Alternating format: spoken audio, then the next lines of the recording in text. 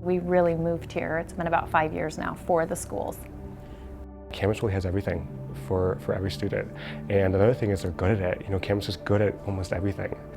I think we're really lucky to be in this kind of generation to experience being able to work in groups that will prepare us more for the future. The word is out. Camas has great schools and is a great community to live in.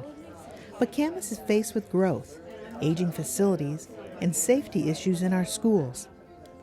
In early 2015, the district invited 54 people to form the Facts Committee to research and study current and future facility needs. To me, that's a lot of people, and they represented not only the leaders of the school and people from the school district, but they were people who just lived in Camas.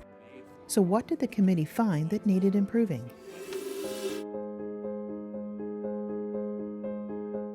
Well, Camas Heights is, if not the oldest, one of our oldest schools in the whole Camas School District. It was built in 1963. Buildings were constructed to be more of a open and inviting atmosphere, and safety and security was kind of a secondary thought in design process. It's all exterior doors, and they're all separated. So every pod, all the grade levels are all separated.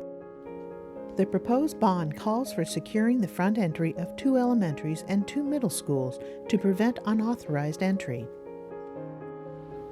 plus other district-wide safety improvements.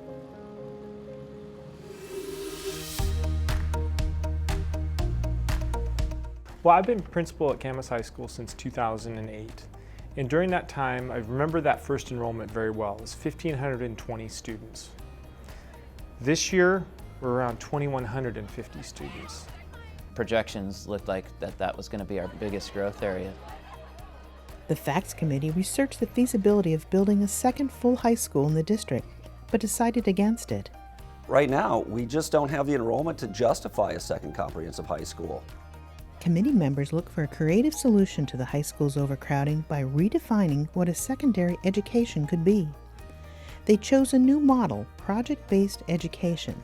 The much smaller high school would be adjacent to the existing high school and would accommodate 600 students interested in a new model of education. And the idea is that kids would still be learning the same standards and still same goals of career college, but instead of doing 6 periods a day and having those content areas a little isolated sometimes, it's looking at bringing all those together through a project, through collaboration, through integration of the courses.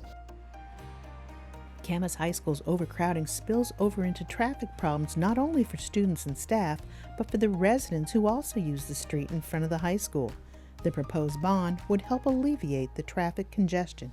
And we're looking to add exits out of the high school campus itself, and then to work with the city on making some improvements to the roadways around the campus.